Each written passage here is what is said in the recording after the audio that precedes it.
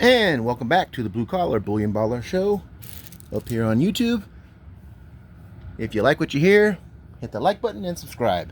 I just want to talk about, I'm kind of sitting here looking at my gold and some silver. And I was thinking about, there's got to be a better way to be rich. Look at all these rich people in the world. I mean, it's just amazing how they can just get rich quick and do things. And I thought about it, and I was thinking hard, and there's millionaires and billionaires and trillionaires, and it's like, how do you become so wealthy? I just racked my little brain and worked hard, and I was like, I'm pretty lazy. I don't really want to work for it and like start a corporation or something like Amazon. That's a lot of work. I don't want to do that. And I guess I could do a lot of like buy a whole bunch of real estate, but that's a lot of work too. So all those things got to work. So you want to find something that I can do to be a trillionaire, billionaire, millionaire, without really doing any effort. And then it hit me. I was like, you know what? My secret is, I got the secret, and I became a trillionaire. It was amazing. I didn't work hard. I didn't invest good. I didn't save my money. Didn't scrimp. All I did was I went to Amazon and looking stuff, and I just bought $1 trillion. I was like, and I instantly became a trillionaire. Of course, kidding here. This is my $100 trillion note from Zimbabwe. I'm officially a trillionaire. Don't be jealous. Don't tell the IRS, because I don't want to pay the taxes on it.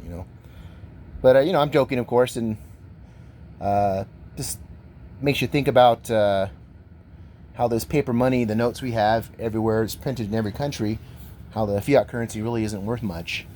In 1980, the Zimbabwe dollar was started, and back then it was actually worth some pretty decent money. Each dollar was worth 6.14 US dollars, which, hey, that was a good exchange rate back then. And then from 1980 to now, so that's what, 40 years? Now the exchange rate for basically these $100 trillion notes. I'm a 200 trillion there. Sorry, didn't tell you that. I got two of them. These notes, $100 trillion, is exactly worth, well, not exactly, but of course it changes per second, 40 cents in US dollars.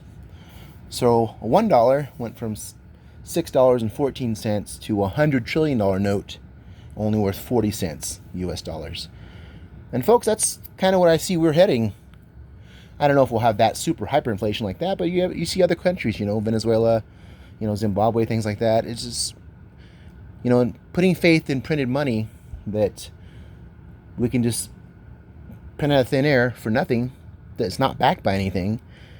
And honestly, it's kind of like the biggest Ponzi scheme in the world, if you think about it.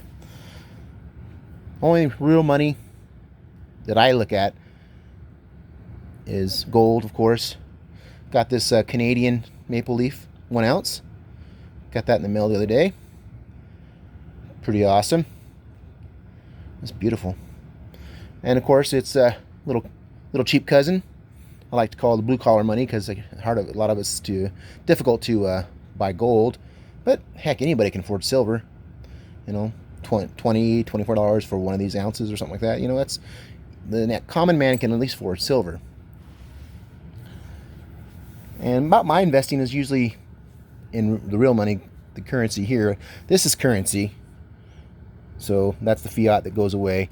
This stuff is real money, and that's what we need to focus on, is storing silver and gold. And it's not that it's like an investment. It's not really going up in value. When you see the spot price go up, you think, oh, you're making an investment. It really isn't.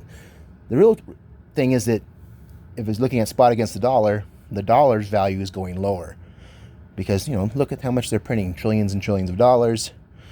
I think last time I looked at the debt clock, it was over $28 billion of debt.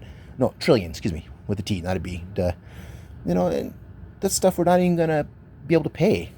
There's no way in the world we can keep doing this. Base case scenario, we're going to land like Japan, and they're going to buy up all the assets. Because Japan owns they bought all the stocks, they bought all the bonds, they bought a whole bunch of private equity and basically convert it to a government type ownership. And it's still, their economy is what they like to call the lost decade. It just never went anywhere in the last 10, 20 years, since the 80s. Also, currently when the Zimbabwe dollar was there. So I just want to take this time, and kind of a joke, of course, that, succeeding in the world, just like anything else, takes effort. It takes creation of something tangible, or a thought. You can't just print something out and, make us use it. It's going to eventually go away. There's never been a fiat currency or a government currency, a paper currency like this that's ever lasted. Not one country has ever had their paper printed money not backed for anything ever lasted. Ever. Not once. There's been over 3,000, I think there is, last time I looked, 3,000 different currencies over the years of all the countries in the world, and not one has survived. They all crumble and have to reset. And that's what I think we're also headed to, is for a reset. We're going to be changing. We change our paper currency. We change it about every 40 years or so. And currently right now, last time we did it was 1971 with Nixon, when he took us off the gold standard.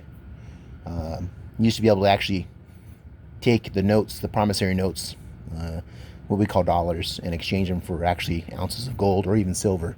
Depends on what you had a note that paid in. And you could do that. After 1971, though, Nixon stopped that because the French and everybody else was trying to get all the gold. And they were taking all of our gold and giving us back the worthless dollars that we printed. And so now we're looking for another type of reset. I think it's going to be a kind of a blockchain one, but a Fed coin is what I like to call it. And hey, who knows? Maybe they'll try to back it with gold or silver. I don't know. Probably gold, just to get us to use it. And I think we're probably going to, unfortunately, in America, get a universal basic income. And money for free, things for free, where you don't really, doesn't ever work out. We just had the 4th of July last week. Celebrating our Independence Day. And if you look at it now, our society, it should be celebrating our Dependence Day in the United States, because we're dependent. So many people are dependent on getting food, energy, free cell phones, free everything, computers, school, everything we do in society. We're trying to get a handout, and everybody's trying to get a handout. And the rich can avoid stuff and not pay because they make the laws. The poor people get everything free, because they're poor. They can't afford anything for reasons of not working or just being poor. Maybe they're working 3-4 jobs. I don't know. There's a lot of hard-working poor too. I'm not trying to dump on poor people or anything, but the middle class, if you're middle class like me, hence the name blue collar, we're the ones that actually pay the highest price and the most income, especially if we, work for a paycheck and we don't have a corporation to get write-offs. We pay all the subsidies, we pay all the programs and everything else. That comes out of our money. That's why they tax us. And it just squeezes us and more. Pretty soon there won't be a middle class, I think. It's just going to be rich people and poor people. And that's all it's going to be. I hope it doesn't come that way, but that's kind of how it seems to be working. But anyway, that's enough of my ranting for the day. I just thought I'd do a little tongue-in-cheek and, teach you how to be a trillionaire. I'm sure they have some, you can probably buy some quadrillion notes also. I saw some quadrillion notes. I think these $100 trillion, I saw you can buy one candy kiss or one little lollipop. It took 100 quadrillion Zimbabwe dollars to buy a can of Comet or something like that. So save your money. Anyway, thanks for taking the time and listening, and don't forget to like and subscribe. Have a great day.